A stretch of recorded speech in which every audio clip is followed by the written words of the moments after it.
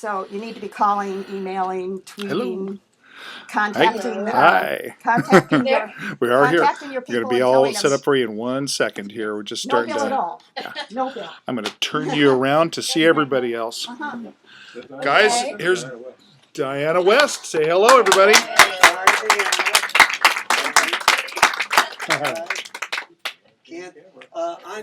Hi, Diana. I'm Steve Shapiro. We've Hi, had Steve. many chats, you and I, and Yes. welcome. I'm going to give you a little introduction, but it's going to be a big introduction because you've got a big story to tell. Deanna West. I'm one of the co-organizers of the Santa Monica and LA Tea Party, and also we have here members from the LA Conservative Alliance. So Deanna is a syndicated columnist. She's a Washington correspondent for Dispatch International, contributed to Breitbart News. She blogs at Deanna, D-I-A-N-A West, W-E-S-T.net, and her Twitter handle is at Deanna _West _. Now, I'm going to make a few comments, but I just want you to know everybody got a handout. And in the handout, you're wondering what that is, but that's how to order the book, American Betrayal. It's using PayPal, and it shows you just follow the instructions. Once you go on the PayPal site, it's going to be self-explanatory. And there's also, you can also get the book, The Rebuttal, Defending American Betrayal from the Book Burners. And I'll tell you about that very briefly in just a moment. But I want to start you off with Diana's first book. And her first book was, let's see, it was the, wasn't it the Death of Adults in America? Death of grown-up. Death of Grown-ups in America. And, the important thing here, what really gets your attention in that book is just listen to this one sentence. From the inability to nix a 16-year-old's request for Marilyn Manson concert tickets to offering adolescents parentally funded motel rooms on prom night to rationalizing murderous acts of Islamic suicide bombers with platitudes of cultural equivalence, Deanna West sees us on a slippery slope that's led to a time when America has forgotten its place in the world. That describes the United States today. Now, this current book is American Betrayal, The Secret Assault on Our Nation's Betrayal. Diana is going to tell you about the infiltration of the American government by Stalinist agents and fellow travelers. That shows how the Soviet Union that supposedly lost the Cold War, maybe the leftists, the extreme leftists and the communists won the war. So that's all I'm going to say about that, because Diana is going to tell you the rest of the story. But we certainly are surrounded by leftists and communists in spite of winning that Cold War fight. Now, it's interesting that I heard Diana talk first at a meeting sponsored by the David Horowitz Foundation and the Children of the Holocaust Survivors. It was a remarkable talk and a remarkable meeting. Diana talked for nearly an hour and answered questions tirelessly for nearly an hour.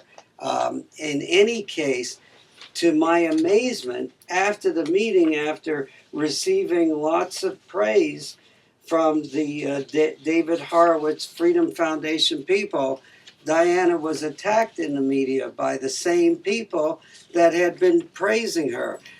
It's a remarkable event, and we're going to look forward to Diana's explanation of what's going on in her own words. Of course, it's outlined in her book, which you have access to. So I'm going to turn the microphone now over to Diana. And those of you who want a signed copy, these are for this handout you have about PayPal is for a signed copy of the book. Otherwise, it's available on Amazon.com. So, Diana, thank you very much. Thank You're you, welcome. Steve. Thank you so much. It's always nice to be in LA, which is my hometown. This is, I will say, my very first Skype presentation. I've, of course, done a lot of Skyping over the last few years and even done a lot of Skype interviews, but this is actually my first Skype address. It's kind of an interesting format because I'm in my study, it's informal and so on, but I am talking to you across the country, so forgive me a gee whiz moment before I begin. Thank you, Al Gore, for inventing the internet. Exactly. Once again. I am going to begin by warning everyone that my book, American Betrayal, asks a lot of readers. It asks a lot of readers in terms of rethinking what we know about our past. It argues that much of what we know about ourselves, as a country, is in fact a series of big lies. Now, we associate big lies with totalitarians. We associate them with Stalin, who is the inventor, and with Hitler, his most infamous pupil. But we tell them too. And I would say that some, just to orient you, some are very easy to spot because we've discarded them. For example, Uncle Joe Stalin was a great guy. Uncle Joe, of course, was the nickname that Churchill and Roosevelt had for Joseph Stalin, one of history's most notorious and most blood-covered totalitarian dictators the world has ever seen. The numbers vary, 20 million, 30 million, 40 million to their deaths under Stalin. And yet he was presented to the American public, to the British public, as Uncle Joe, as a great guy.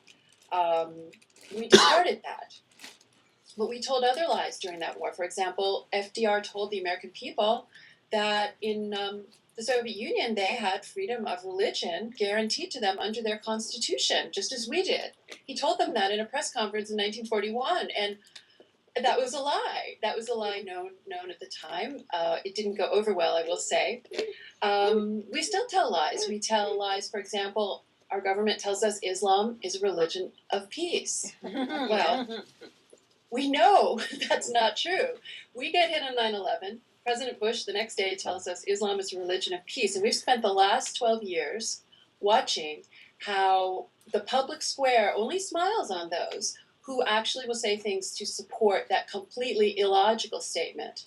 I pay very close attention to that because I am, I am a journalist. And since 9/11, I have focused much too much, but the time's called for it, but much more than I would like to, on Islam, on the impact of Islam on the West, on the Western mind is one of my great fascinations. And indeed, in The Death of the Grown-Up, that is something that I explore.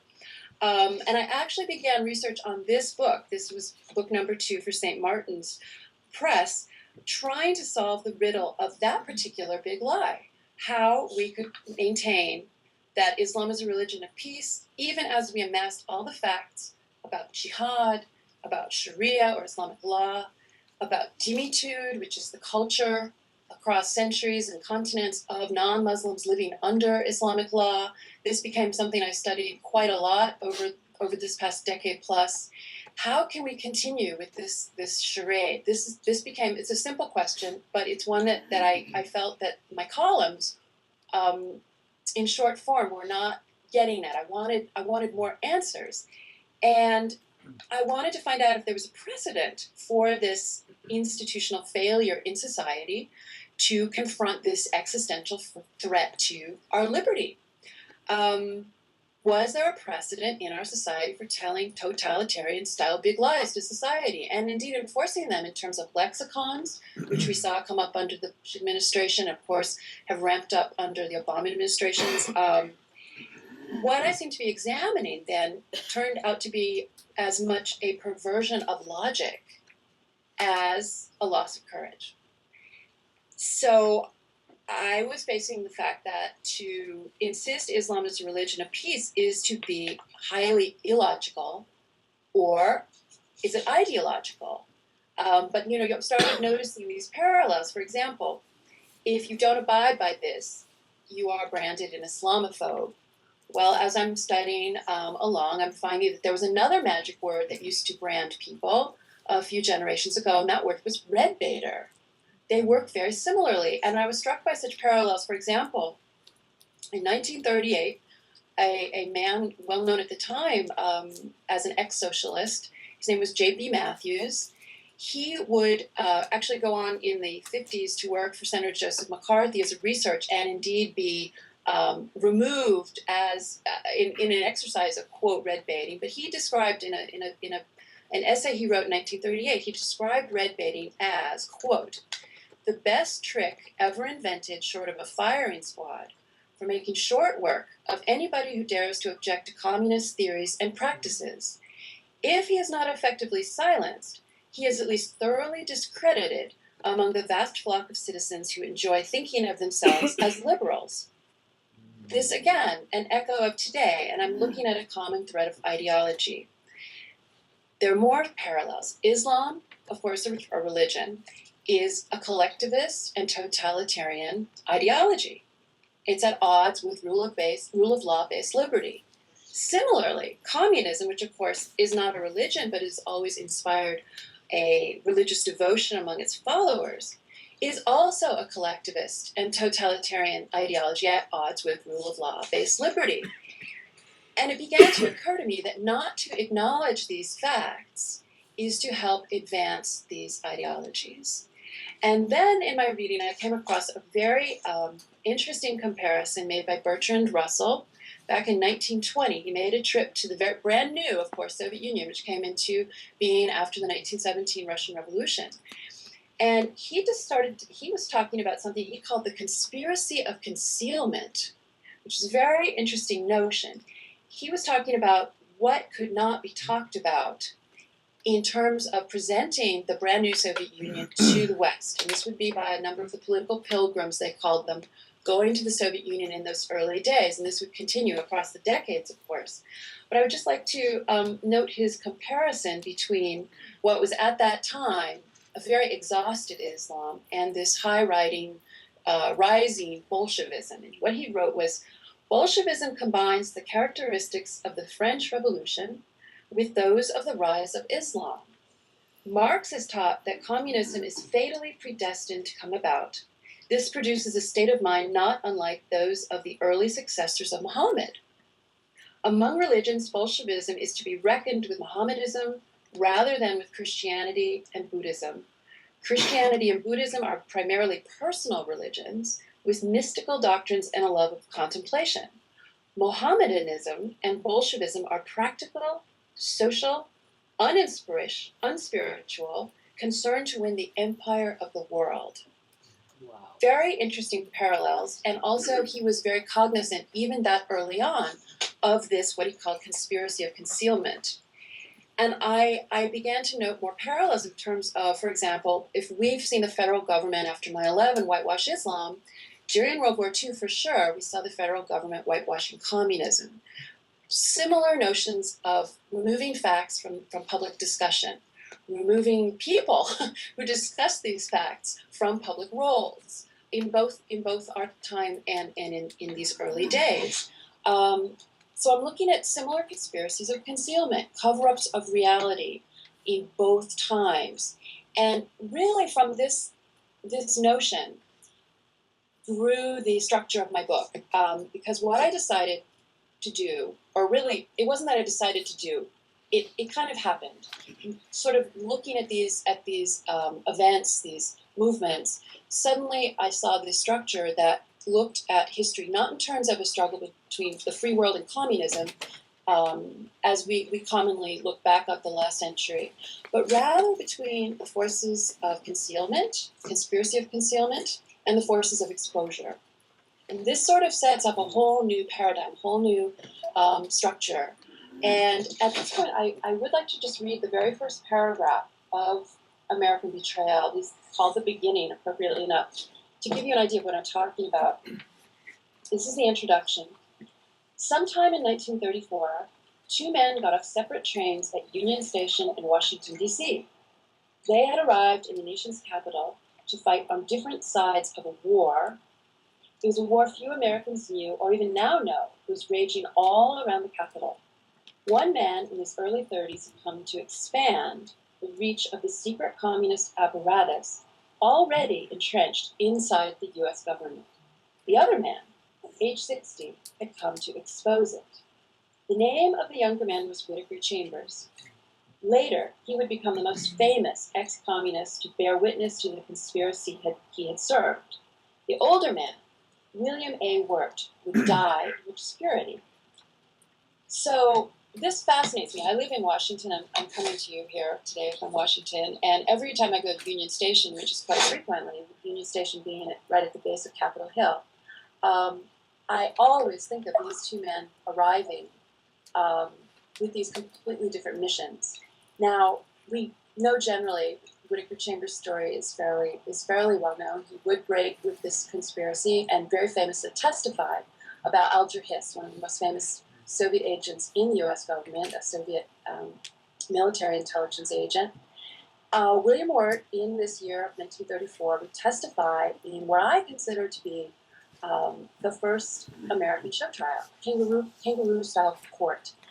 He would testify about a dinner party that he had gone to of new dealers in the fall of 1933, where he heard new dealers discussing very openly, he said, a revolution in the American government, a revolution that would destroy, would overthrow, or at least leave behind the America of Washington and Lincoln, and would emerge in a much more Soviet-style model. And indeed, Roosevelt himself was not radical enough for these people. They saw him as the Kerensky, who, of course, would be overthrown in the Soviet Union and replaced by the Bolsheviks. And he tried to bring this to the attention of all manner of authorities. He wrote letters to the editor. He wrote to every famous person in the country. He was an educator of note, so he had some sway in terms of getting himself heard. But he finally had his letter read into the congressional record by an industrialist who was testifying in some of the Wall Street reorganization that was going on in the early days of the New Deal.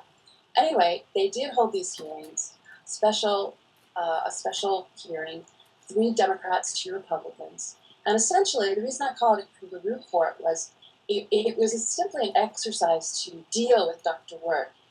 He was not allowed to read a statement. He was not given benefit of counsel.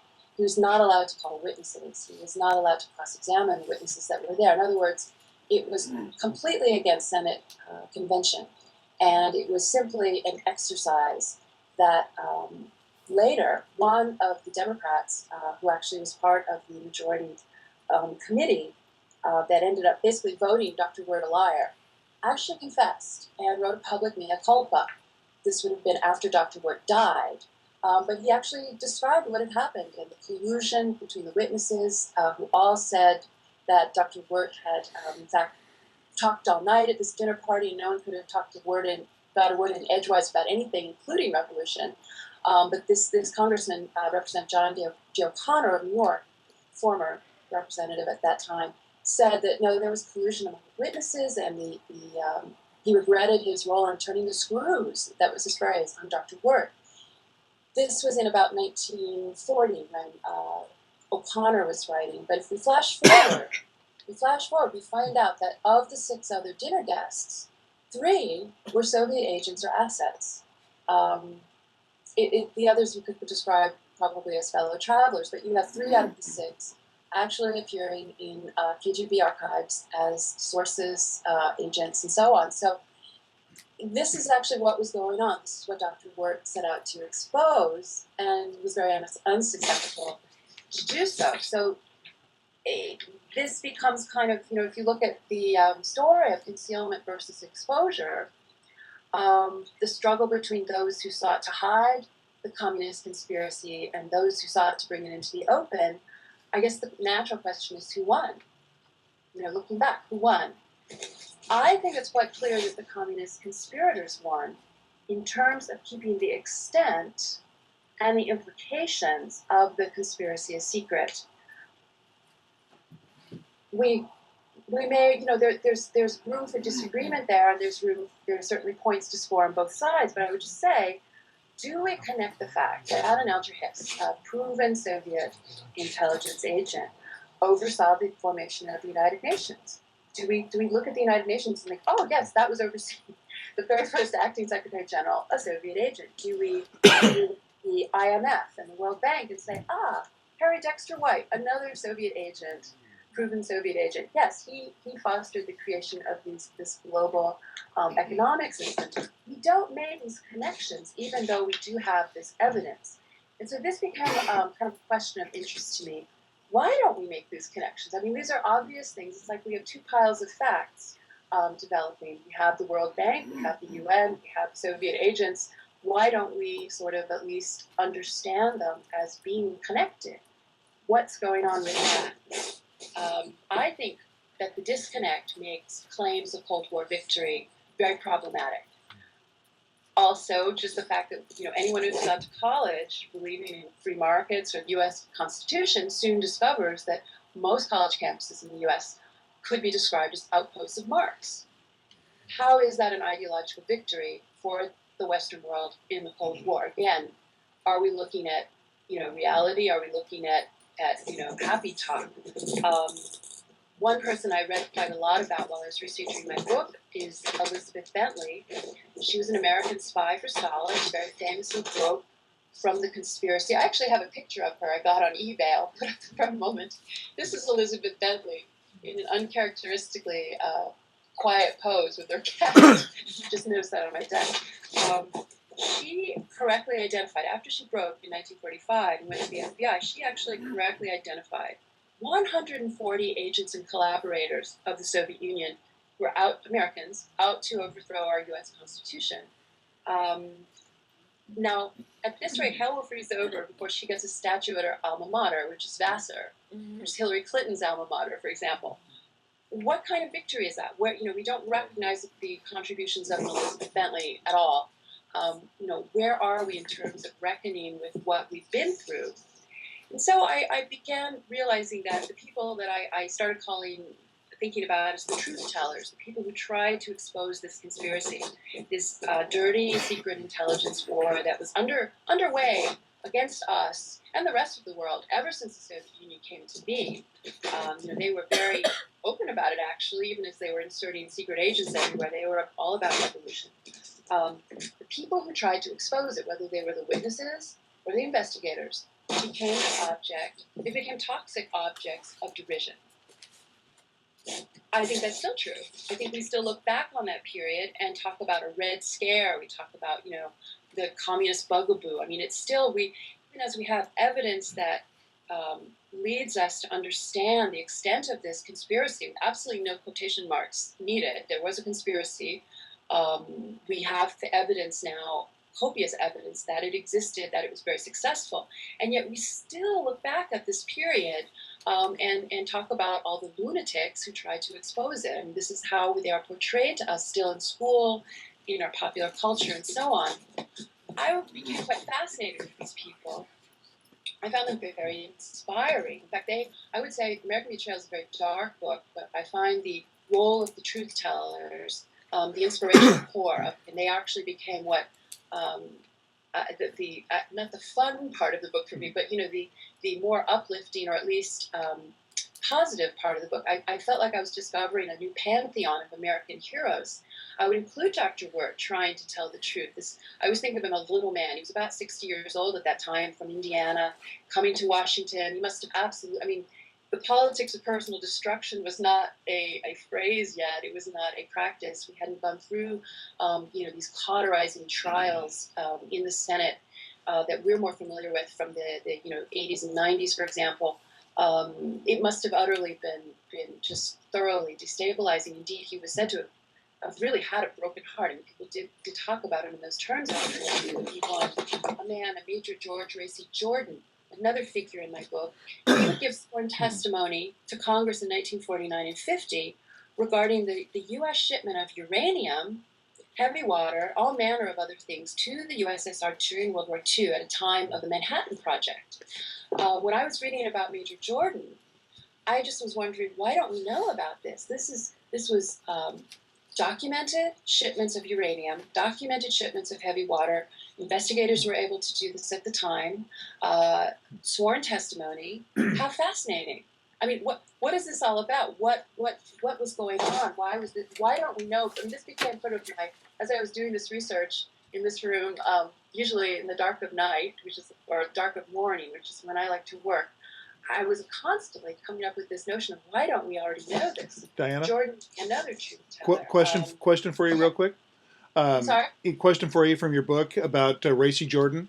Now, Yeah. did you not put in there that he witnessed Soviet personnel during the Lend-Lease shipments on American soil? Kind of, what was that not part of your book? Oh yeah. Oh, Yeah. I go into Jordan's. Jordan is a very important person because he gives us a story, behind the scenes story that we mostly miss. Most of what we know about American traders working for Stalin in this period, in the 30s and 40s particularly, comes from Soviet sources, comes from secret KGB cables that really we had no business ever seeing, only came to us by chance. For example, the very famous KGB archive by Vasily Mitrokhin, who was literally an archivist for the KGB, who would, something inside him made him do this over the years. He used to copy down the KGB cables randomly and hide them. And at a certain point in the 90s, he was able to get out of the Soviet Union with his archive and went to the British with it. We know things about Harry Hopkins, for example, Roosevelt's top aide, from the Mitrokhin archive that show Hopkins acting in Soviet interests. But Jordan's an American witness, and what he tells us is significant in that sense that it's an American story. Another truth teller would be Julius Epstein, a refugee from Hitler's Austria, who made gigantic contributions as a journalist here in terms of correcting the story on Soviet guilt on the Katyn Forest Massacre, which the American government and the British government actually lied on Stalin's behalf for some 8 years, saying this was a German atrocity. It was actually a Soviet atrocity. He also did incredible research on something called, or in American records is known as Operation Keelhaul, which is a war crime committed with the deep involvement of American and British forces that turned over some maybe 2 million or more Soviet claimed nationals to Stalin at the end of World War II. This is something, again, we're not going to talk about. This is something Julius Epstein brought to us. And of course, we have the investigators, which would include Senator McCarthy, whom I came to believe is the most wrongly maligned man in American history in terms of he becomes the devil fetish object who has to remain in the hell of our history for our narrative to hold these lies that I maintain are lies that we believe. Now, I would just like to say that when I set out to write the book, again, I had no idea that my research would take me on such a course. Specifically, I had no idea I would actually, in effect, be in many ways rewriting or at least adding to the history of World War II and the Cold War in ways that do change the narrative in significant ways. And I say this also as daughter of a veteran of World War II. My late father, Elliot West, was actually a Normandy invasion veteran. He walked ashore onto a pacified Omaha beach on D-Day +2. He would be wounded and come back and fight across Northern Europe into Germany, into a little town called, I actually have I have lots of little pictures around my desk. I have a little postcard of this. My father fought to this little village in Germany, which is called Monschau. It's right over the border, the eastern border of Germany. And this would have been late in the winter of 1944, or late in the year of 1944. And it was getting quite cold. He was wearing his summer issue from the Battle of Normandy, and he got very ill. I believe it probably was pneumonia or something, but he had a very high fever, and at a certain point, you are pulled off the front line with a certain level fever. And shortly after that, the Germans mounted their final breakout in Europe, which we know as the Battle of the Bulge. The position my dad was in, took heavy, if not complete, casualties because it was on the front at that stage. So, in other words, this was a moment where sickness interceded and spared his life, and you have that feeling of, oh my gosh, I wouldn't be here if that had not happened. Certainly, that's very likely anyway. And as I was doing this research, it suddenly became clear to me that what I was discovering was suggesting that the Battle of the Bulge, which began late in 1944, when we saw, I think it was 19,000 Americans killed before that was over, and the invasion of Normandy in June of 1944, might not have been necessary. A very striking, controversial notion, but what I was discovering in terms of the communist penetration of Washington, D.C. into our war strategy making chain led me to this sort of theoretical concept was because at the same time, a little earlier, there were a number of efforts being made out of Germany by Germans, anti-Nazi Germans, anti-communist Germans, and that's kind of the operative term here, who were attempting to make contact with British and American emissaries who were, in the field in Istanbul or in North Africa, elsewhere, even in Paris, trying to figure out a way that they might be able to overthrow Hitler, surrender to British and American armies, and get help, unspecified, in terms of keeping the Red Army, Stalin's army, out of Europe. In 1943, Stalin's armies were still essentially inside Russia. They had not fought into Europe. They had not broken into the countries that soon would be labeled the Iron Curtain countries. They had not gotten into their battle position that would essentially dictate the next, 40 years, Cold War. I mean, this was all still in flux. What I found, and this was probably the most shocking claim in the book, was that there were a number of efforts made that were stopped by the strategic placement of communists in the policy-making chain. For example, early on you had a man named Louis Lochner, who was an American AP Berlin bureau chief, who came back to America after the Nazis, or actually after hostilities, in about 1942, with messages from the German underground, specifically Prince Louis Ferdinand, who was a mutual friend of Roosevelt's and Louis Lochner. I was reading about this, and this was in a book that was published late in the 60s, and in the footnote, it describes, or rather the narrative describes, how he got nowhere, could not get through to the president, the White House kept turning him down, he finally gave up or got reassigned or what have you. And then in the footnote, the person who's credited in terms of writing back and saying, please stop contacting us, it's getting embarrassing, the president doesn't want to talk to you, is a man named Lachlan Curry, one of the president's top aides, who's a straight-up bona fide, proven Soviet agent. A bottleneck. That's interesting. I found another series of attempts that were forwarded through one of Roosevelt's close friends, an emissary named George Earle, who'd been a New Deal governor of Pennsylvania. Roosevelt sent him abroad into sort of Eastern and Central European countries as an emissary. He was very much involved in several possible plans that he would send back to the White House.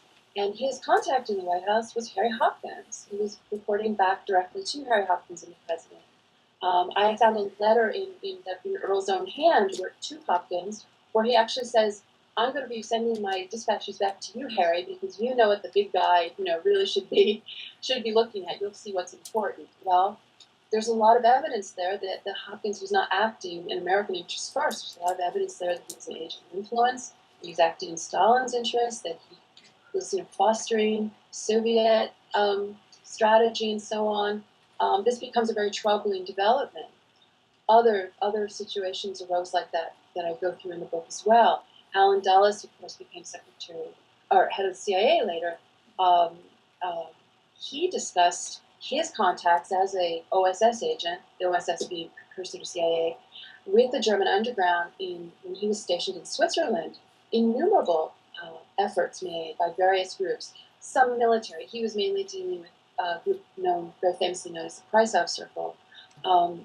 He writes in his book Journeys Underground, a very slim book that I was fascinated to read, that it was definitely a strike against these Germans, that they were anti-communist, because in Washington, in London, our alliance with Stalin, with the communists, was taking precedence, and there was great hostility toward anybody anti-communist, whether it was in Italy, whether it was in Germany. This becomes very real when you actually look at the man on the German desk at the OSS, one of the men there, was a man named Franz Neumann, a Soviet agent, we later find out. So you see how a strategic placement of agents, agents of influence, becomes a very crucial aspect of policy. Again, if you're looking at the map and you're seeing that the Soviet Union wants to move into Europe, Stalin always wanted to warn Europe to get into Europe, and you see that the war could actually end too soon. I mean, this is sort of a horrifying thought for us to have, that that there could be people who could see the war as one of these moments of creative destruction that could change the world in a zealot's idea of utopia.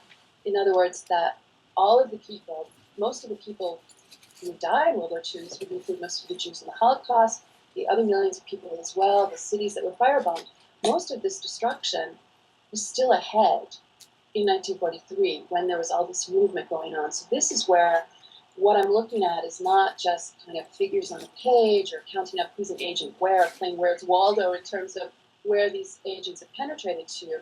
You're actually seeing a cataclysm unfolding, perhaps, in the pages of history. And, looking at the evidence, sifting the evidence, is quite a shocking notion. It's, again, not what I set out to research. A little history, just to kind of give you a sense of where this is all coming from. I think I mentioned a little earlier that from the beginning of the Soviet Union, we see it embarking on a dirty intelligence war against the world, basically. At that point, their grand enemy would be Britain, more important than the United States in the international stage, kind of at that point still. But they're also focusing on the United States as well. But they're doing so in American isolation. We did not recognize the Soviet Union until 1933. And when Roosevelt decided on November 16th, 1933, to normalize relations, this was actually reversing the policies of 4 American presidents, 6 secretaries of state, who basically did not see a point in normalizing relations with a country that is dedicated to overthrow you. I mean, it was sort of a basic survival notion, I think. I came to look at that date, in a sense, certainly with the assistance of the writings of Solzhenitsyn, who also had discussed this date, as America's fall. Imagine, months earlier, in the Soviet Union, you'd seen the sort of lull in what we now look back on as the Ukraine terror famine, whereby 5, 6, 7 million people, we're not exactly sure, but multi-millions of people were forcibly starved to destroy them by Stalin as a point of government policy, to destroy his enemies, to destroy the, quote, kulaks, who he felt were not going along with his forcible collectivization policies. They were starved to death. 6 months later, the United States normalizes relations. I mean, can you imagine? This did not enter into the negotiations. It's not a point at which we can say, oh, there's no knowledge. We do know Robert Conquest, the great historian, has documented for us the extent of knowledge. And while it was not necessarily discussed in a widespread way, it was not on people's lips. It was certainly in papers. It was discussed. It was certainly known to government officials. It was certainly known to diplomatic corps. And it was certainly known to correspondents. And it was written about. A number of reports right away were out there. So it's almost like you're looking at, if you scramble history a little bit, you're looking at a country 6 months after the Holocaust comes to an end in 1945. Again, scrambling history, I know it's not possible given the wars ending and so on, but imagine a country deciding to normalize relations with the Nazi government sometime after they've stopped the Holocaust and killed 6 million Jews. I mean, it's morally unconscionable, it's unfathomable, we wouldn't imagine it happening, and yet, in 1933, we did something very similar. We made an agreement that was basically based on a series of lies. Lies being a set of promises the Soviet Union made not to try to overthrow us, not to organize cadres of agents in our country, not to support the organization of said cadres of agents, not to do anything in terms of an intelligence war, which of course they were already involved in and would only ramp up in the Roosevelt years. So when you think about it, we're normalizing relations by agreeing to lie about the nature of the relationship. And in order to maintain the relationship, we have to institutionally look the other way.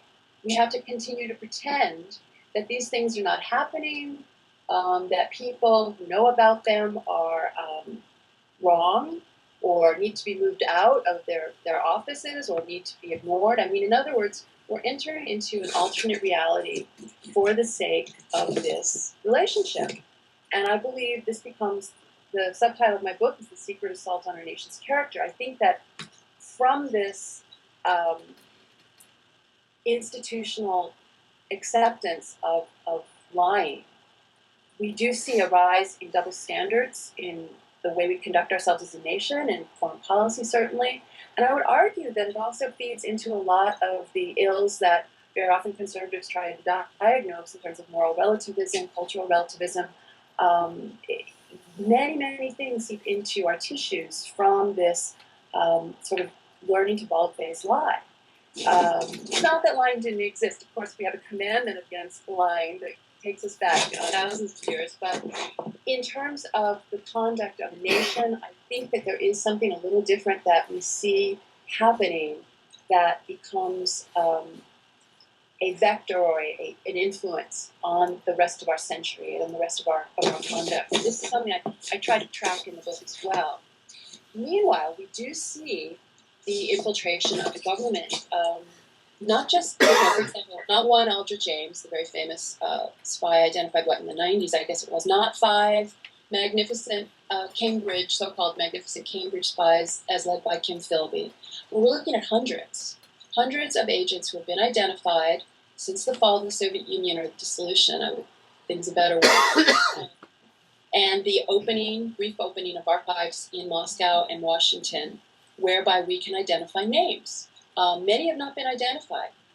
Many of the cables have not been completely decrypted. These would be the CIA decrypts, the very famous Venona cables, which are the cables that were sent back and forth between the Soviets here and Moscow that were actually copied by Western Union during the war years, and later, very painstakingly, during the war actually, and then later on, very painstakingly decrypted. They have only been partly decrypted, and I don't think we could possibly even imagine we've been given them all. We have been released, the government released 2,900 of these cables. I don't know how many there actually were. I've seen a figure as high as 2 million, which seems a little high given this was a span of World War II. That would be an awful lot of cables a day, but more than 2,900. I've seen also hundreds of thousands. We don't know if any others have been decrypted. We don't know what the government released. They were filtered through the CIA before we got to them. We don't know what was held back. In other words, we still have an incomplete picture. But we also have a lot of new confirmation of the extent of this penetration, and we can now count hundreds of names. This to me, and this is something that I develop in the book, if you're looking in terms of an intelligence war, this becomes a de facto occupation in terms of a Lachlan Curry in the White House, or a Harry Dexter White right under the Secretary Morgenthau of the Treasury, or Duncan Lee right under Wild Bill Donovan, the head of OSS, and scores more. I mean, these are just the very men who got right to the top. They got close to the levers of power. They were all over the mid-level of government, which is where a lot of the work gets done, a lot of papers get written, a lot of policies get looked at. Influence on policy becomes a very important thing to examine, which is not usually examined. We mostly think of espionage in terms of secrets that are stolen. For example, the atomic bomb, the bomb secrets that were stolen. This is only part of espionage. It's what usually gets dramatized in our movies and books. And if you go to the Spy Museum in Washington, it's all about deception games and fooling the enemy and stealing secrets and listening in on calls and things like that. And that's a big part of it. But I think the more long-term nefarious kinds of espionage is the espionage of the influence artist, the policymaker, the man who is, or woman who is the gateway to the official in charge, who can control what information gets to that person, what people get to that person, what people are shut out. In other words, there's a whole subtle, sometimes not so subtle, but important process that goes into policymaking. And when you have a hostile close to the levers of power, you have information supremacy by the enemy. I mean, this is just the way it works. We see this today. I'm sure some of you have followed news of Muslim Brotherhood penetration of our policymaking chain in Washington today. Very similar situation. A couple of years ago, we saw 57 Muslim American groups write to John Brennan, then President Obama's counterterrorism advisor in the White House. Several of the groups on that letter are Muslim Brotherhood front groups as identified by the U.S. government. They were asking him to purge trainers and educational materials from our security agencies that they deemed anti-Islamic. Well, it was done. This was done. 1943, you have the Soviet ambassador come to the State Department with a list of officials they deemed anti-communist and asked for them to be purged, taken off the desks that they were on that had this purview of the Soviet Union, Eastern European desks. They were sent away. It was happened. This was actually the second purge of the State Department, which amazingly, and this was another revelation, the State Department actually used to be sort of a nest of what I would call communist realists, Soviet realists, diplomats who had been there since the Soviet Union began and had been compiling information dossiers, learning about it ever since, and had quite important libraries at this point. Those libraries were disbanded. They were one man in particular saved his information, and I believe that did go to the CIA later on as the beginning of their own archives. But this was going on. Interestingly enough, in between these purges, which would have been about 1930, late 1930s, and then again in 1943, one of the men who was purged wrote a letter to another man who was purged. This would have been Raymond Murphy to Loy Henderson. He writes in 1942, he writes, "Current communist tactics are to force from government service any public official who will not go along with what they conceive to be the best interests of the Soviet Union and the Communist Party of the United States." And this was written in 1942. They knew what was going on. They saw this happening. It happened. So again, you see these similarities, these parallels. Again, what I'm looking at is the policy-making chain, influence on the policy-making chain. So there were quite a number of opportunities for this. After the war, after Roosevelt died in 1945, you do see Congress getting involved in a very big way in terms of trying to understand what happened. They did tremendous investigative work into this penetration, this infiltration, some of it quite famous. I was amazed to find out that even in 1944, which of course was during the war, toward the end of the war, in that last Roosevelt presidential campaign of 1944, the Republican vice presidential candidate, a man named John Bricker, who's a 3-time governor of Ohio, among other things, he actually called Roosevelt out on the campaign trail. He discussed how the New Deal was infiltrated. He talked about radicals and communists boring from within into the government, attempting to take over the American government. This is a pretty straightforward statement in 1944. And again, this would have been before you had the famous trials, the Whittaker Chambers and Alger Hiss trials in 1948, before Elizabeth Bentley went to the FBI. Bricker's talking about this. He's naming names, too. And what's kind of interesting to me about this is I think it bounced off everyone's head. I think there was no context for it.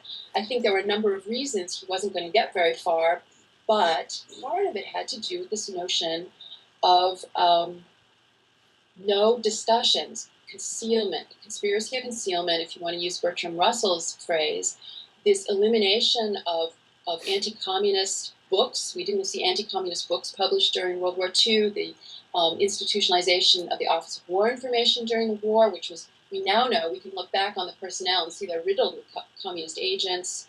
There was just this information dominance, which, to use sort of Pentagon lingo, of the information battle space by the communists. They were able to eradicate common sense, common talk about the threat. It was just gone from their consciousness. Similarly today, I think we're in a similar situation. So when you have a Michelle Bachmann, for example, last summer, raise her hand and talk about her worries, her evidence that there's Muslim Brotherhood influence on the policy-making chain.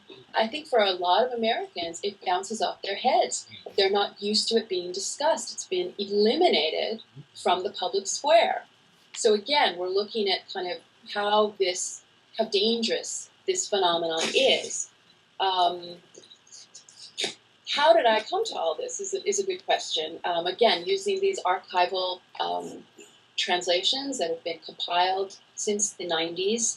It's interesting that, to me, that they've sort of amassed almost as a separate study. They after the dissolution of the Soviet Union, they become less important to policymakers. We're not looking at the Soviet Union as our threat anymore. It's not there. Where Russia doesn't strike us as the big threat. We're of course, now looking at the Middle East much more. So you have these academics, these scholars sort of mining this stuff and producing their various studies of it. And it's almost like it's an orphan discipline. And so when I was working on this book, I actually came to realize at a certain point that I was looking at sort of a wide open field in the sense that the intelligence history had not been integrated into more general history, into war history, into biographies, into Cold War history, into World War II history. It became sort of a hobby of mine as I was researching to look at the latest biography of Eisenhower, or the latest book on the Yalta conference, or the latest Cold War sort of overview by the Yale professor, or what have you, and actually start looking for example, Venona, or look for Alger Hiss, or look for anything that would indicate that they were trying to knit the backstory with the front story. And I found, invariably, almost invariably, it doesn't happen. It's like history continues to be written as if this intelligence war did not happen, and as if we do not have so much confirmation of what happened. So what American Betrayal does is try to knit the two narratives together. And then at a certain point, that's when the title emerged, American Betrayal. I really feel the American people were betrayed by their leaders of both parties. Corruption at the top, it's very shocking. And I became, again, increasingly fascinated by what the investigators, the witnesses were all about. And I've read many memoirs, letters of the people along the way trying to say what was going on, and watching how they were really paved over by history, by the victors who write history. And I just want to read you one thing that a man named Robert Stripling, who's the original lead investigator on the House Un-American Activities Committee, which opened up shop in 1938 under Representative Martin Dies of Texas, Democrat of Texas, Roosevelt ally up until this point. And indeed, the Un-American Activities Committee opened up to investigate basically totalitarian threats against Americanism, un-American threats, threats to the Constitution posed by fascism, posed by Nazism, and communism. And right from the get-go, Roosevelt was trying to persuade Dies not to investigate communism. They had several meetings about that, or at least two I can think of, and Dies felt communism, as the other totalitarianisms, were just as threatening, and so he did work in all three areas. It was for the communist investigations, of course, that they were attacked, and indeed, whatever you've ever heard said about Joseph McCarthy was first said about Martin Dies.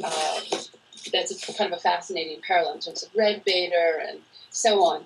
But Stripling wrote a memoir And I just want to read to you a little bit of what he said, because it fits right into this. He opens it up by saying, I want to tell in detail the price that men must pay for the dubious privilege of being reviled in print and on the air for papers in what amounts to a necessary sewer project of communist investigations. And he goes on, and he says that the book is his attempt to outline, without conjecture, the scope of the communist conspiracy against the government and the people of the United States, even though, here's where it gets right to the heart of it. It says, even though to do so is to invite the charge of fascist, red baiter, witch hunter, smear artist. To fail to do so is to capitulate to a resourceful enemy who can endure any counterattack except exposure. And you see, again, going back to this idea I had that, yes, it's exposure against concealment. So every time I found a reference to exposure, and it's amazing how this does become a thread in these old writings. I would generally, you'll find it italicized in the book. I really felt it was important. Here I am coming to this information. I'm not a historian, I am a journalist. I told my editor at St. Martin's that, this was my new genre, investigative history, because it does fascinate me. There is so much here that I do believe can be considered lost history. I mean, this is these memoirs, these people, these records, State Department records, histories, biographies, Senate and congressional records. Thank you, senators and congressmen who did this back in the day. They gave us a record of these events, of these sworn testimonies that we would absolutely not have had they not gone to the mat in terms of investigations. They were investigating all over the place. There was so much to investigate, so much infiltration. It's staggering when you go back and you look at the record of what they were trying to uncover and what they indeed did uncover. I wish today we would see that on the Hill today. I mean, look, again, Michelle Bachmann, all she asked for last summer was to have inspectors general at, I think it was 5 departments, State, Pentagon, Justice, Homeland Security, Office of Director of National Intelligence, just look at this evidence. I don't know if her seniority was such that she could have called an investigation, but we don't see investigators in Congress. We see Darrell Issa doing everything. He can't do anything the way he's doing, and he doesn't subpoena people. It feels like dog and pony show to me today when you actually look at him running IRS, Benghazi, and so on, Fast and Furious. You don't have congressional leaders who are actually taking, I believe, their duty seriously and running select committees and actually subpoenaing people and hiring professional investigators. When we go back to the past, we do find this record, and again, thank goodness for it. It does at least provide us with a reckoning that we are not seeing today. It's a real problem, and I don't know how to address that except to call on people to do that. Even so, though, we are also not seeing, I would maintain, we are also not seeing a real reckoning in terms of what our past reveals, and again, how that would help us today. We do have this confirmation of this conspiracy. I believe we have yet to reckon with it as a people. We have yet to really question what our great leaders, the people, the men on statues, Roosevelt, Truman, Eisenhower, and so on, really knew, really did, how this infiltration reflects on them, on their records, what illusions and later collusions with the Soviet Union really add up to. And I say that in terms of reading some things in my research by some of the great Russians, like a Solzhenitsyn or a Bukovsky. I read this essay, I think it ran on about 2009, I think it was. It was an essay that Vladimir Bukovsky wrote. I quoted in this book. He wrote it for the Cato Institute. And he was discussing his role when he went back to Russia at the first president, Yeltsin's behest, to go into the Soviet archives and mount a case, draw evidence out of the Soviet archives, to mount a case against communism, a Nuremberg-style case against communism, not against people. There were too many. I mean, I think if we were trying to mount, Nuremberg-style case against war criminals or communist criminals, you would have 19 million people. You'd have 19 million defendants. We're not, able or want to do that, but we want to look at the system. And this was something that Yeltsin wanted him to do. And he was in the archives copying everything he could, which he would later take out with him when the archives, everything changed and the archives closed again. But he wrote this essay, and he said that at a certain point in his research, Yeltsin came to him and said, Vladimir, it's off. We're not going to do this Nuremberg-style trial of communism. And Bukovsky, was amazed. And Yeltsin explained, he said, I'm getting too much pressure from the West. The West. He was hearing from Western governments who did not want this airing of communist crime, this indictment of the communist system to go forward. And that's a very hard thing, I think, for us to understand. It certainly was, at least it was hard for me when I was first coming to this.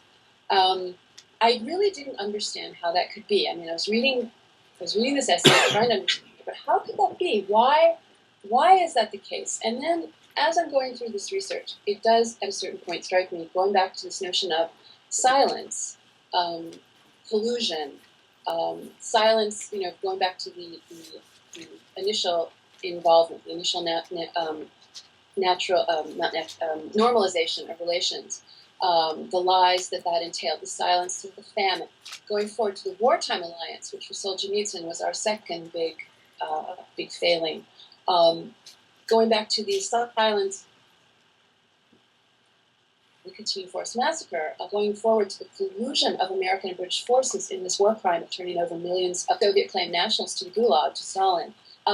Silence about that. Then, it's sort of like you see this terrible, indeed, slippery slope, I guess is the tired phrase, but you see this increasing complicity with the Soviet Union. You see this intertwining of our fortunes. And at a certain point, I began to understand Bukovsky's statement in terms of there's a lot that we have to hide. There's a lot that we are guilty of. There's a lot in the Gulag that reflects badly on the West.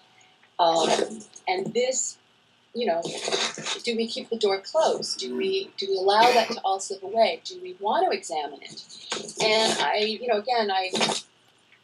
was reading quite a lot of Solzhenitsyn while I was doing this book as well, and I found a quotation that really struck me, and I'll conclude with that. He said, "It is as if the West actually does not want to know the truth until the moment when this knowledge has ceased to be of use." And I hope the jury is still out on this, but I think at this point we are seeing generally less interest in really trying to come to grips with the implications of these facts. And certainly, Steve alluded to the controversy over the book and why maybe if you don't know about it, you may be wondering why there's a second small book called The Rebuttal. But what I have found is a tremendous absolute silence in terms of actually having some kind of debate about these issues. There's certainly been a lot of attacks. I mean, I came under quite sustained attack beginning in the summer.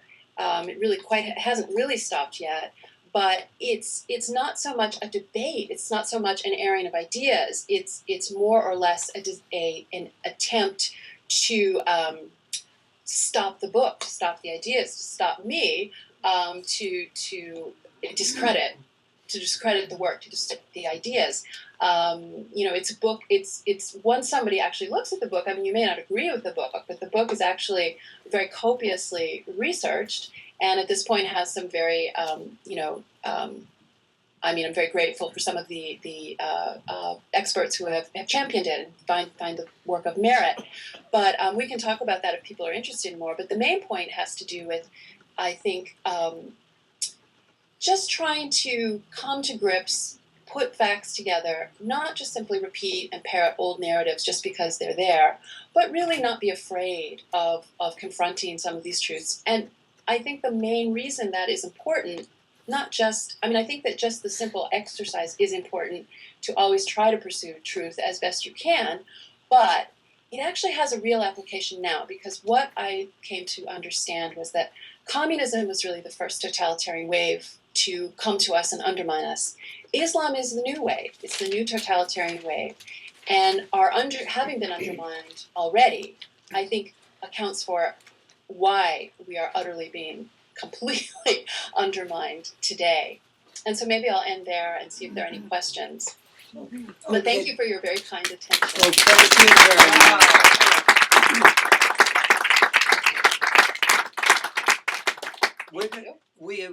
We're going to have many questions. Is that okay? Sure. Thanks. But I'm going to ask the first one. Okay. Can you clarify what I'm thoroughly confused on? Uh-oh. Well, no, I think you can give us insight into this. Is David Horowitz? Why? You think I can? Why does he sponsor you and then turn I can on clarify you? that. Well, I think that piece of it, he was co-sponsoring my event. Doris Wise Montrose's Children of Holocaust Survivors also was co-sponsoring it. And let's see, that was July. I left Washington on July 8th, and on July 8th, Front Page Magazine ran a very glowing review of American Betrayal by Mark Tapson, and I was actually I checked my email and so on. I headed out to the airport on that morning to come out to LA, and I was very happy to see the review. I was moving so quickly, I actually didn't have time to read it very carefully, but I could tell it was an A+, and it also blurbed or advertised the fact that on Wednesday or whatever day it was of the week, I would be speaking at the Lux Hotel in conjunction with Doris's group, and I flew out, and I had another event. I had a Pasadena Tea Party event that week, and I also did I was doing Glenbeck, and I remember the producer wanted whatever my recent reviews were, and I went on I had my phone. I didn't have my computer, and I was going on my phone, and I was looking for that review, and I couldn't find it. It wasn't on the site, the Front Page site, and I had no idea what was going on. And I just said, it must be my phone. but he couldn't find it. Anyway, we found other reviews, and it just didn't enter my mind further. But I found out the event was lovely. It was a wonderful event. I came home. Both events were great, and subsequently found out that the review had been pulled down. And this came out, I guess, in detail in August. On August 7th, Ronald Radosh wrote McCarthy on Steroids, which was I think it's 7,000 word, what he called takedown of my book. And in the course of the controversy, the series of the incredible series of piece after piece after piece that were based on Radosh's initial review by people who hadn't even read my book, which I find really quite amazing. It did come out that Radosh had emailed Horowitz how awful my book was on the day of the Tapson review going back to July 8th. And in response, Horowitz pulled the review down. And unbeknownst to me, directed whoever was on site at the Lux Hotel to pull sponsorship of my talk. So I didn't know this was really going on, but supposedly, officially, I'm not sure if anyone even complied, because what did sponsorship of the talk mean at that point? A piece of paper that said Horowitz Freedom Center at the desk or something. So I don't know if the paper went away, but officially the co-sponsorship was pulled. So that, to me, is how it comes out that there was a positive review, there was co-sponsorship of a talk, and then there wasn't. Does that clarify? Yes, it does.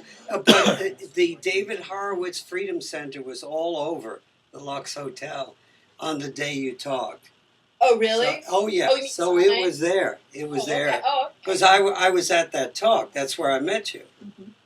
Right. I remember we met. Yes. Well, Right. I guess what happened was they didn't get the signs down. So I wasn't involved in any of that, though. I really didn't know. I had a lovely time. It was a good week. It was wonderful. It's always fun to come to your hometown and everything. So. Well, anyway, we're just warming up. So here's the next question. Well, what is David Horowitz's argument with you? I mean, Right. generally, Why did he yeah, turn on you? yeah. Why did he turn on you? Because generally he is against communists Right. and that sort of thing. So I'm astounded. What was his argument with you? Well, it's kind of a long story, and I don't mean to be evasive, but it's sort of hard for me to understand it. Yeah. I think that from what I've heard, I mean, there's actually, I'm going to show you something. This little book, the rebuttal, contains everything you need to know about the controversy. You know, it's kind of an amazing thing.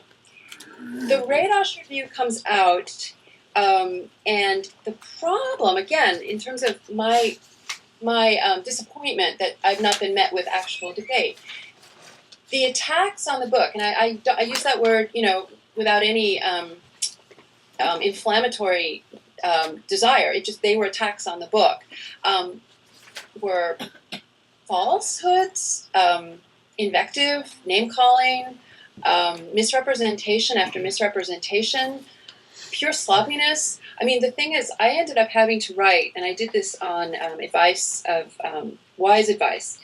Address every charge. That's what I was told to do. There were so many in the 7,000 word takedown, again, this word takedown. I ended up writing a 22,000 word rebuttal, which is really a lot. It's a lot. It's reprinted in this book along with essays that were written in my defense, or in defense of free speech, or in defense of fair play. Because what you're looking at, I mean, just to give you an example, depending, you know, a lot of people are on vacation in August, which is where I would like to have been. I was writing this rebuttal. We've got a list of these pieces. Yeah, you've got McCarthy on steroids. You've got then a second piece, why I wrote it, this is also Ronald Radosh, why I wrote a takedown of Diana West's awful book at Pajamas Media. Then you've got that reprinted at front page as Diana West on Crackpot Alley. Then David Horowitz writes one called Our Controversy Does. Then First Things writes American Betrayal, Truculently Reckless. You know, Diana West versus History. I mean, my name is in all these titles. This has never happened to me. This was kind of an astonishing thing. This went to American Thinker, innumerable pieces, 4 pieces there. They wouldn't even print my rebuttal. You know, it was this campaign that went on and on. Conrad Black has now written 3 pieces at National Review. I don't think he's read the book. Most people, aside from Ronald Radosh, who I guess read the book, although he made so many mistakes. I mean, I kept writing not in my book, in this rebuttal. It was an absolute exercise in kind of insanity making because, you know, you're trying to have a debate or you're expecting a discussion and you're just, you know, picking up a mess because there's so much that was sloppy from other books that he attributed to me or, you know, things like that. It was utter craziness. So a lot of what I had to rebut was not actually argument. Now you're saying, what is his beef with you? Well, I don't know. I mean, I have a lot of theories. A lot of people have a lot of theories, but I actually don't know. You can't necessarily tell from what was actually written because so much of it was sort of off the subject. I will say, and this was actually something we put on the cover here, one piece Horowitz wrote at Breitbart actually says she should not have written this book. I mean, who says that? It's just, it's very strange. But the book was condemned as McCarthy on steroids. I was called, it was yellow journalism, conspiracy theories. The word conspiracy or you know, cognates of it, you know, appeared, 24 times in the review. I don't remember the number anymore. But this became sort of the trope that I am a conspiracy theorist. The book is wild, speculation. Now, this book has 900 and plus, almost 1,000 footnotes, endnotes. That's relevant because I'm footnoting State Department records, congressional records, memoirs, letters, newspaper articles, magazine articles, noted histories, you know, all manner of sourcing to Venona, KGB archives, Matrokin, blah, blah, blah, blah, blah. I should pan my study at some point and show you my library. But it's a very tightly, heavily, endlessly noted book, partly because, I mean, you know, I wanted people to be able to see where this information is coming from. I'm someone, when I read a book and the footnotes aren't there, I'm extremely peeved. And also because the story that I put together with these various very often little known or forgotten or completely out of print and gone from us sources, is so fantastic in the sense of a staggering backstory of influence. And I wanted people to see it was coming from verifiable sources, or sources that they could then weigh themselves. In other words, I think there's a lot of citizen readership or journalism or whatever you want to call it that needs to continue to vet this stuff and make more sense of it. There's so much more to do here. So why would someone want to stop that?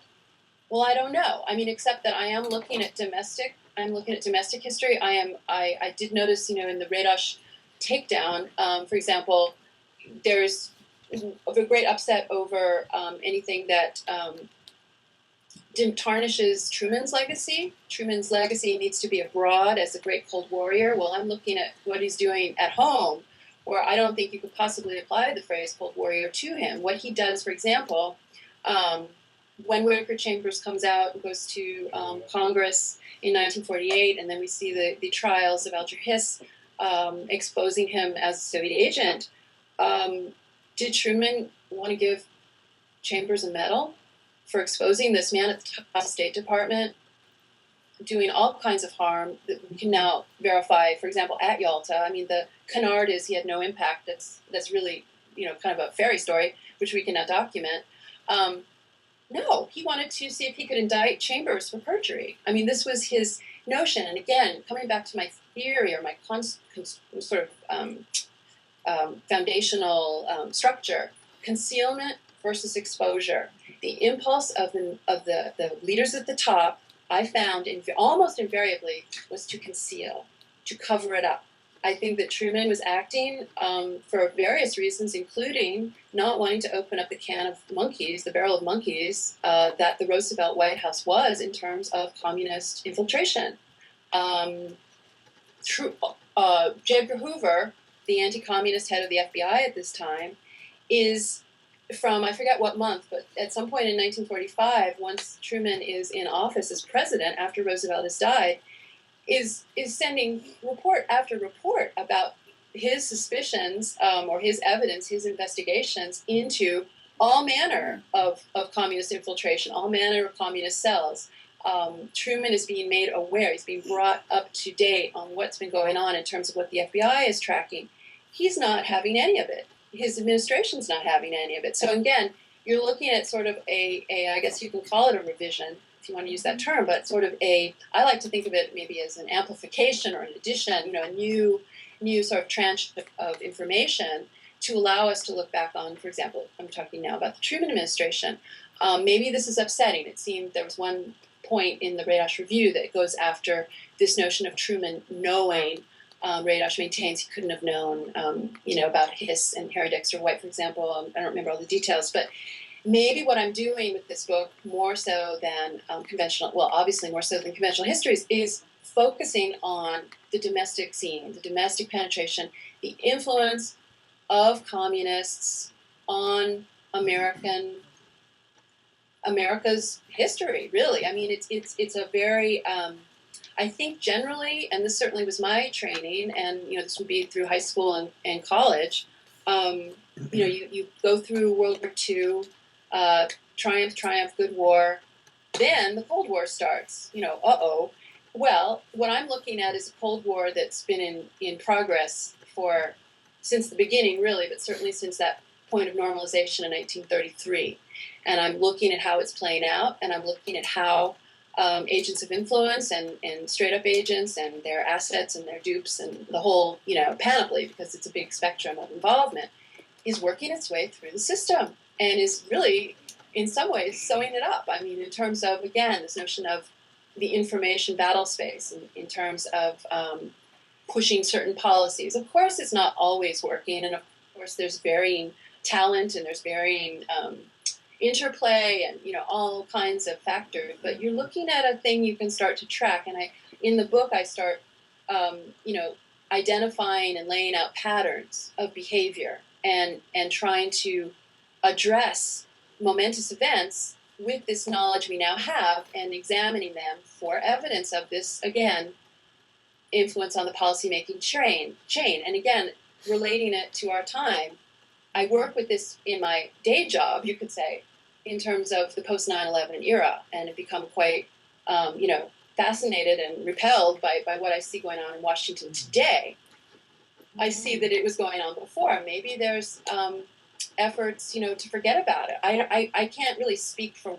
I can't answer the question except to speculate. But that would be some of the things I'm thinking about. You really have to ask them. I think again, it is worth noting. However, one of the pieces written in my defense was by M. Stanton Evans, who is a bona fide American treasure, great journalist, and he does not like to call himself a historian, and I guess that's where I learned that was definitely an important distinction. Journalists do have a different approach to history than I think historians do, and I would rather have a journalist's approach at this point, having learned a bit more about how historians do it. But he wrote a piece called "In Defense of Diana West." Again, my name in the headline, which is still kind of strange event, but this was a good one. And essentially, in the way he writes, he's a very sober writer. If he doesn't have a piece of paper that has a fact on it, a document, he is not going to speculate. He's very solid. You can take everything he writes to the bank, I have found. Anyway, his assessment was that what I'm doing is messing with narrative that upsets the relative places of Roosevelt on his pedestal and McCarthy in hell, essentially. And in many ways, they flip. In terms of Roosevelt, if you actually start understanding the FDR years as just rife with these people coming into the policy world, affecting policy in varying ways, if the German situation makes sense to you, that becomes again, you're looking at a death toll here. You're looking at everything that happened after World War II as well. We stretch on, and we've got the 100 million dead in the communist century. You're looking at big implications here. If all that is true, then how do you then say, oh, Theodore Roosevelt, he's he's the best president of the 20th century? I mean, how do you say that? How do you look at Roosevelt's policies and not understand them in terms of socialism? I mean, that doesn't even have to have any infiltration. You look at here today, we're looking at Obamacare, we still use euphemism. It's socialized medicine. We relate back to the Bolsheviks coming into power in Russia. That's one of the first programs that they enacted, socializing medicine. It's a method of control. We don't talk about these things. But anyway, Roosevelt, we still, every time there's a blue ribbon panel, he's usually number 3 in the whole stream of presidents, and he's usually number 1 in the 20th century. How does that hold? How does he still have that monument down by the tidal basin? Similarly, you look at Joseph McCarthy. If Joseph McCarthy, who's come to symbolize all of the investigators, certainly, there were just a lot of them that we don't even know their names. We don't even remember their names. But if he was certainly the most successful before his fall, or the most popular. He was extremely popular in this country, right almost up until his fall, and remained popular with a lot of people, of course. But if we can now say, well, wait a minute, there were communists in the government at very high levels who were doing really bad things, or at least trying to, how do then we say, oh, he is the worst man in American history for trying to expose communists in the federal government, which is what he was trying to do. He wasn't trying to outlaw communism, or he was actually he did not think communists should hold positions in the federal government. It's kind of a generational thing. One of the shows I've done, you may have seen on the Blaze TV, one of the shows, there's a show called Wilkow by a younger host. I'm not exactly sure how old he is, but he's a younger man, and we were talking about the controversy over the book, and he said something like, so, he was talking about McCarthy, which is broaching the subject of Joseph McCarthy, which of course is, the third rail of American politics. And he says, so tell me again why exposing communists in the federal government is a bad thing? Exactly. I had to laugh. I did. I laughed too, because, since I've never been asked that question before, it's always, you always come at it with this big offense, like, oh my gosh, she's the worst person ever. And again, going back to that Michelle Bachmann question last summer, what did they call her? Mm-hmm. McCarthy. Mm-hmm. So but then once you start getting into the logic of it, well, there were communists in the government. So how can you say he was just wrong and just awful for trying to expose it when they were there? And again, it's like there's this mind switch that has to go that has not gone, because again, we're keeping this information as like an academic specialty. It's not getting woven into the narrative, or what we know, what we teach in school.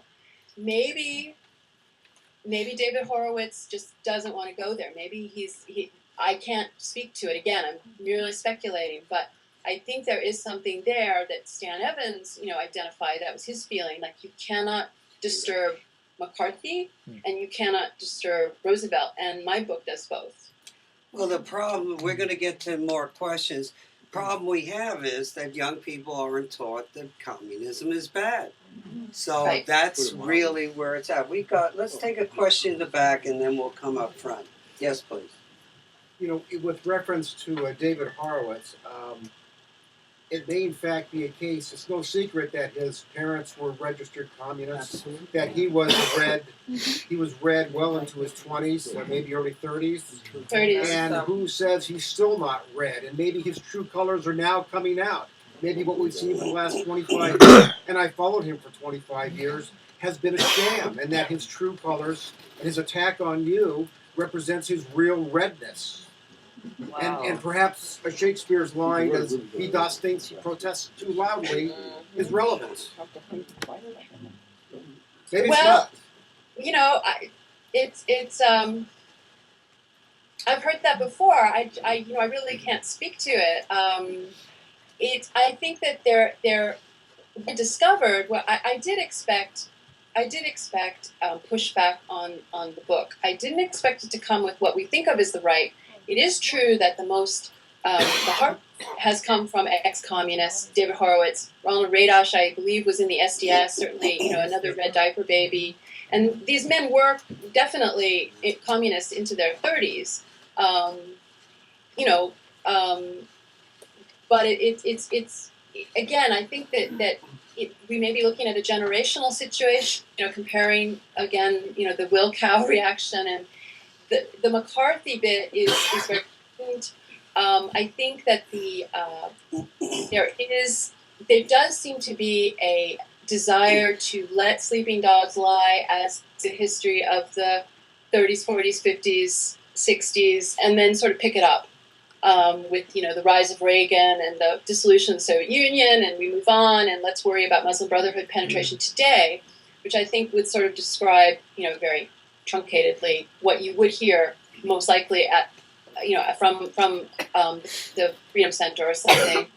Weirdly enough, though, they did run a very positive review of Stanton Evans' last book, Stalin's Secret Agents, which does go into a lot of the same sort of material in terms of examining what the agents did in the war period. Now, my book is different from, very different from Stan's. They complement each other very well, but mine is much more of an overarching kind of theory, and it is a big indictment. I mean, it's a very, it does call on people to judge. I do feel, and this was something I worked through in Death of the Grown-Up as well, this failure of us to make judgments, for us to get to understanding facts, and it's something that you will read if you're reading Solzhenitsyn. You will read this same kind of disillusionment, really, that there is the logic process, the judgment process. Again, this is something Robert Conquest writes about as well. Is broken. It's broken, and in Western countries, and this is where we are losing our liberties. And what you say, I can't really speak to that. We have a question up front. Oh, this is a non sequitur, but it's about Benghazi and the name February 17th Martyrs Brigade. Yeah. I only learned from you, no one else, and not since. But I think you'll understand that ties what's behind that name, and understanding it, and understanding our entire involvement in Libya is very enlightening compared with what you've just spoken about in the past with communism. Yeah. You mean in terms of Well, explain the origin of that name. It's February 17th right Martyrs now. Brigade. Yeah. Yes. Oh, well, the February And then 17th expand on it. Martyrs.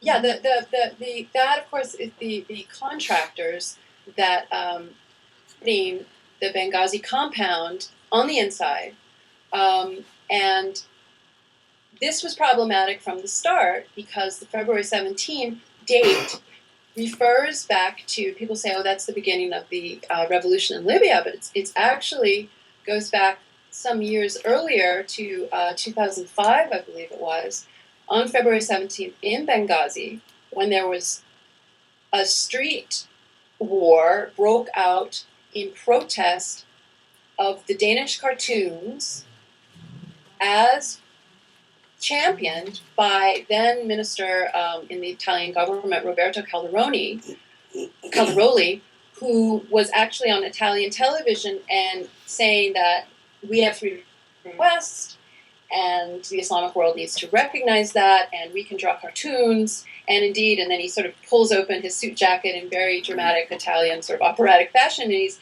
actually not wearing one of the Danish cartoons. It's kind of interesting. He's wearing a very ecumenical T-shirt. He's not even wearing the very famous Bombhead Muhammad. I think it was Bombhead Muhammad by Kurt Westergaard. He's wearing a sort of "Why Can't We All Get Along" sort of a cartoon that has various religious figures on it. I think that came out of Le Figaro or something.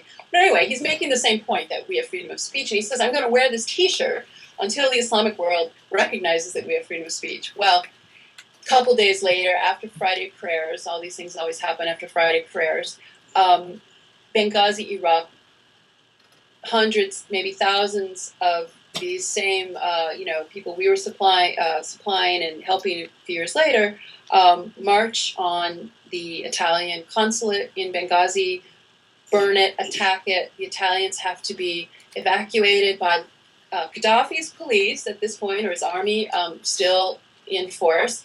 And they, in holding back the crowd, they fire and they killed, I believe, 10 of these people who were then deemed martyrs. The Italian consulate was, burned, and I don't think they could move back in for a while. The people were all evacuated safely. But this became the symbol of the revolution that we supported. So in other words, we're supporting a movement that is actually spiritually and religiously and ideologically in antagonism of our very basis for being. So we're supporting this revolution.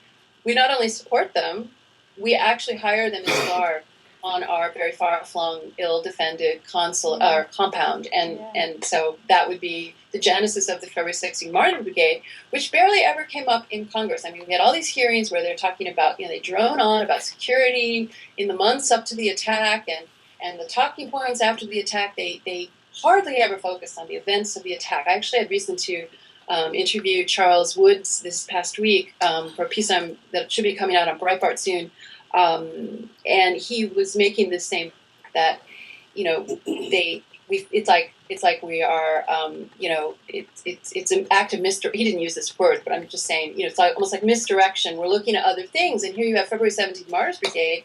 And only one congressman ever even brought it up in his 5-minute question period, Blake Farenthold of Texas. So it's just one of these things where we are willfully blinded on purpose, blinded by stupidity, blinded by fear, whatever it is, not to understand that we are supporting jihad. And I guess that's what the man in the audience was talking about. That's exactly it. Thank you. Yeah. I've got a question over here, kind of along the same lines there. So we talked a lot about Soviet propaganda, disinformation. Is in Islam is the opposite of that taqiyya? Yeah, where I've read there it says that Muslims or Islamists have no duty of truth to unbelievers, Right. And that's real. Okay. Oh, that's real. Yeah, that's real. And in fact. There again, these similarities between the two systems are quite striking. Certainly, you can point to similar notions of utter just abandonment of any kind of fidelity to a bargain or a contract. I mean, one of my favorite books by one of my favorite analysts, a man named Joseph D. Douglas Jr., it's one of the books I use in my research. This is a Soviet thing, but it's the same sort of idea, which was something called like why the Soviets always break their arms agreements. It's titled something like that, and he actually did a study of this fact that all these arms agreements were broken. And when Reagan came in, he commissioned I don't know which branch, Pentagon or National Security Agency, to actually look back over the past 25 years of these agreements with the Soviet Union, and they were all broken. And you just think, well, why do you keep entering into these things? It's this process, and you similarly look at agreements, again, the revolutionary entity coming out of various Islamic countries, organizations, and you see similar process, whether it's the peace process, whether it's arrangements with February 17th Martyrs Brigade, whether it's what's going on in Afghanistan. It's never the kind of bargain that our negotiators assume it is, and part of that problem really stems from this failure to see the world in terms of ideology, religion, difference. I mean, it's really quite. I realized at a certain point, it's almost an act of staggering arrogance to assume that everyone in the world is exactly like you, wants exactly what you want, and operates exactly as you do, and wants to. So it becomes, we defeat ourselves through this. We can call it blindness, willful blindness, ideological blindness, and you see entities, whether it's an Islamic entity with taqiyya or a Soviet entity. Just with, ends justify the means at all times, you see these similarities. Similarly, I'd say the hudna, the notion of truce in Islam, is very similar to descriptions in Soviet doctrine in terms of agreements that are just used to retool or regroup, as we see in Islamic truces. So again, a lot of similarities, and we deal with them both really badly. In the old days, at least we had some anti-communists in positions of power, like a J. Edgar Hoover, very schooled, educated anti-communists. Today, we look at our FBI. We have apologists. Yeah. Question Anybody, in the back? Way in the back there. My question is this: I agree. I know that that our government has been infiltrated historically by communism. And it's pervasive throughout the society today. Those principles are accepted as truth. My question is, why are they not more defensive against Islamic infiltration? Why would they be? Why would that be so pervasive now? Islamic influence in our government is so pervasive now. Aren't they really at an antithesis? Could you repeat the last, the actual? I couldn't quite hear the whole question. Why is Islamic penetration not? The influence of communism in our government is so pervasive. Now we have the influence of Islamism infiltrating our government. I'm wondering why they would allow it. Why their policy would not be prevented. Are you talking about they being the U.S. government? Being people that we have in power who have been influenced by Soviet. So the question is why the U.S. government isn't more active against Islam infiltration. Is that your question? You mean why there are no investigations and so on? Why is it so easy for them to penetrate now? He's asking why it's so easy for Islam to penetrate the U.S. government. Well, once upon a time, it was very easy, of course, for the communists to infiltrate, but the Islamic penetration is it's very open. It's. I mean, if I can write about it from open sources, it's very open. I'm not privy to any kind of classified information or anything like that. Why is it happening? Well, I think that you look at decades of what we know as political correctness, which is really Marxist lexicons that train us, condition us to approach certain problems in very sort of in very weak ways. And I think that we look at 9/11, we look at who George Bush turned to as interpreters of Islam. I mean, this, of course, an administration coming in much more loaded up with experts on the Soviet threat, or people who had been trained, Condoleezza Rice and so on, who'd been trained in the old Cold War days. Who did they turn to for their learning about Islam? What did they do after 9/11? Who did President Bush go to the National Cathedral with? Well, he went with a whole bunch of Muslim brothers. These people were able to openly be embraced as a means of understanding Islam. I mean, it's a good question, and it's probably a question that doesn't have an answer. You kind of wonder what's wrong with these leaders. What is wrong with them that they cannot learn from their mistakes, that they cannot see patterns of infiltration? I think it has a lot to do with who we've become as a people. And again, one of the stories I would say that may help illustrate it is one I heard early on from a colleague of mine, a friend of mine. You've probably heard of, most likely his name is Stephen Coughlin, and he is one of the very best, if not the very best, analyst of Islamic law as an enemy threat doctrine. He's a major in the reserves. He used to be detailed to brief the Joint Chiefs on the Islamic threat, but he was actually pushed out and in kind of a contretemps back in about 2008 by someone else you could describe as a Muslim brother as well, who was working for the Undersecretary of Defense. Anyway, early on, Steve told me a story. He was briefing an admiral. He was always briefing an admiral or a general or this or that, and they had never, ever been taught anything about jihad. They were sitting there planning wars in Islamic lands where jihad is the threat doctrine, and they had never been briefed on it. It was very often Steve was the very first person who ever brought it up, which is just unconscionable. It actually is there is a legal term for this kind of failure of responsibility to educate yourself before you engage in policy making or deploying troops, for sure. Anyway, Steve was saying he gave this long brief on jihad and so on, and this admiral looks at him and says, "Well, Steve, I'll have to check with my imam on that."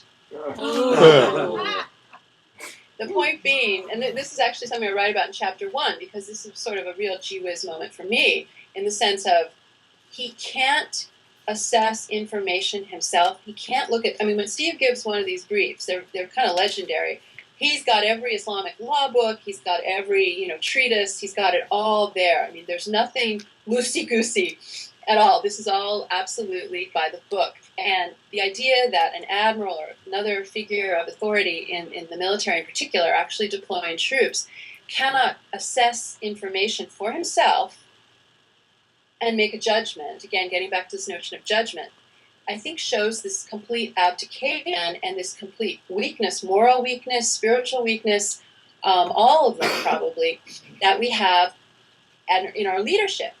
And so then when you end up with this expansionist Islam that we're facing at this point, and their vectors of infiltration, their money. Money's a big part of it. That's another thing we have today that we didn't really see in the same sense in the old days. The Saudi money, the Iranian money, just all of it. It's dense. These leaders are ill-equipped, have no equipment to face facts. They are constantly deferring. What the way Steve put it in those days was outsourcing their judgment to someone in the Islamic system. So I think this is the mechanism that happened. I think George Bush did the same thing. It is ramped up under President Obama, but it was all in place under Bush. We can't look back and look at a Bush, renaissance of vigilance and security. This was all under him that this began.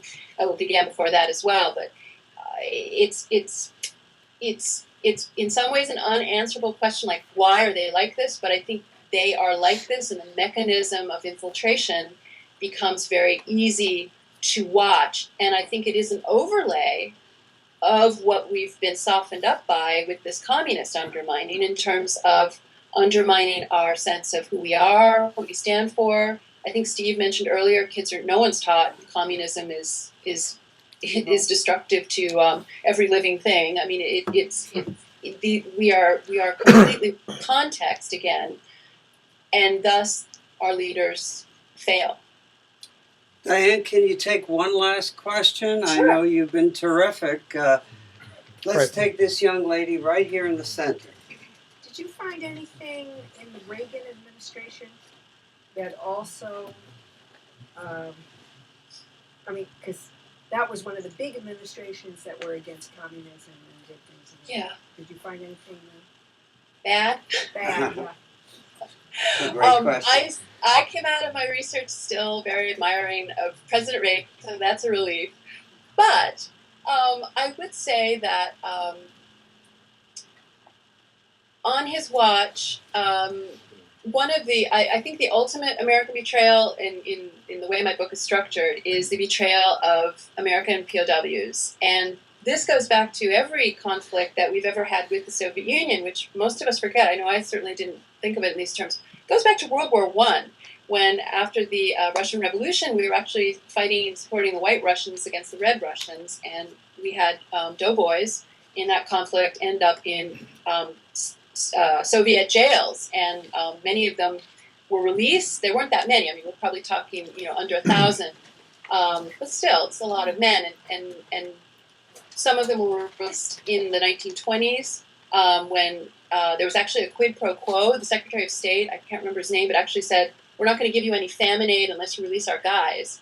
And what do you know? Our guys appeared and they got famine aid. And you think, well, why didn't that just dictate the rest of the century? It was sort of like this wonderful little moment. However, they did keep some men back. World War II, I was very shocked and utterly demoralized and ready to really throw up to learn that we lost thousands of men, British and Americans. That's what the paperwork seems to show. The cables traffic seems to tell us that we have many thousands of men left in Stalin's gulag, Americans who had been in German Nazi prison camps, liberated, quote, by the Soviets who remained. This is a tremendous betrayal. Korea, Cold War, Vietnam. Under the Reagan administration, pertaining to the Vietnam conflict, there is this moment. I'm not sure if I even mention it in the book, but I did do some more reading into the OW issue, and I don't understand why he did not pursue this at a time where there was discussion of liberation. He seemed to kind of turn the other way on that. But for the most part, we still have to tear down this wall.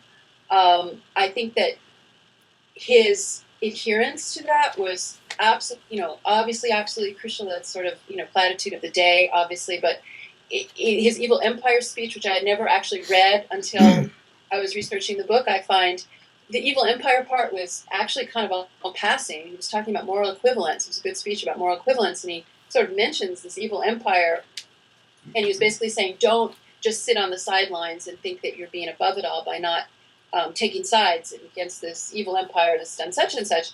That's how it came out. But one thing that was very important to note was that phrase, when we look back at it, that phrase, evil empire, aroused world ire in ways that the empire did never actually took place. I mean, the outrage against Reagan, we may forget, in 1983, for saying those two little words was much more than when you actually look at outrage against boat people, purge trials, millions killed here, there. Nothing about that. It says evil empire, the world explodes. And I think that kind of is a good gauge of where we were and even remain. Steve, So, can I just do one? Go ahead, A last completion. one. After all, I am a donor. we bow to our donors. Money Yes, you talks. do. Okay. Talks cheap, takes money to buy ladies. Thank you so much. I want to run out and get the book immediately. What I want you to do is to take it from here and give us a piece of what you feel from what you've learned, what our future looks like, if it's Hillary,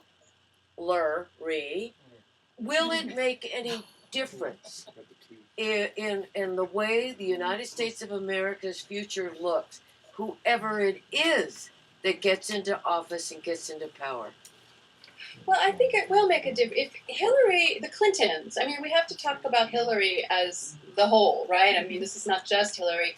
The Clintons are very, very deeply involved with people in the Muslim Brotherhood. Mm-hmm. So another candidate, even if it were a Democrat, may or may not have this involvement. I refer to Huma Abedin, Hillary's top aide, who has all manner of connections, involvement.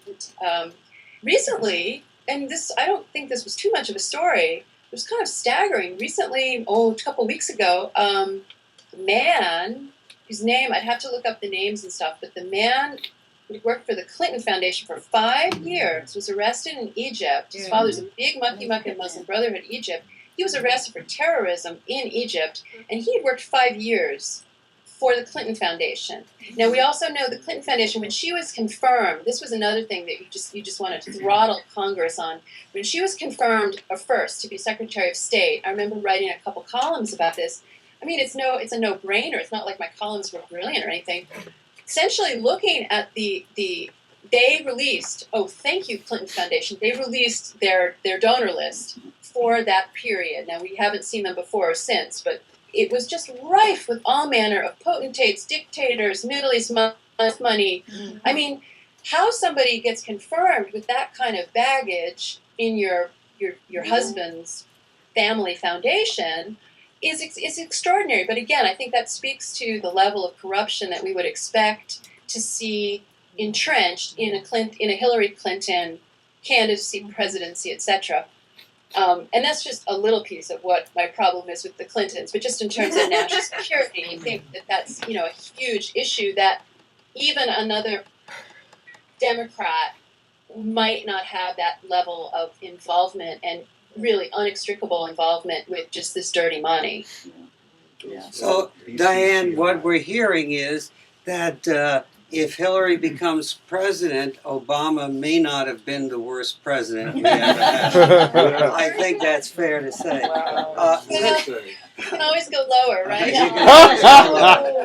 Listen, this has been absolutely fantastic. We really appreciate it.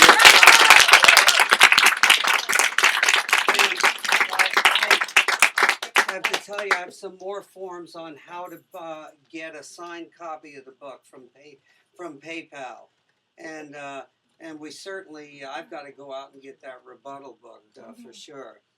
I've already got your hardcover book. So thank you again. We will look for you again. I'm sure we'll run into you somewhere, and maybe we'll get to talk to you when you publish your next book. What is your next book? Oh, I don't know. I'm still fighting for this one. Thank you for your Thank you very much. Thank you for your Thank you.